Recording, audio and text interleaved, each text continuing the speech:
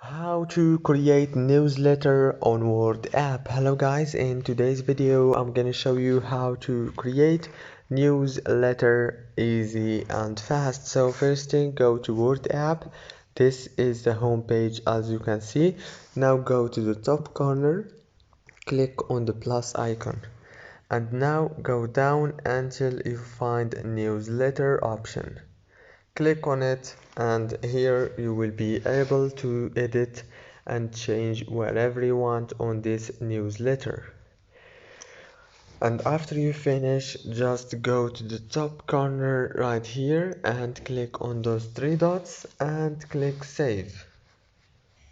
If this video was helpful, please don't forget to like and subscribe, and thank you so much for watching.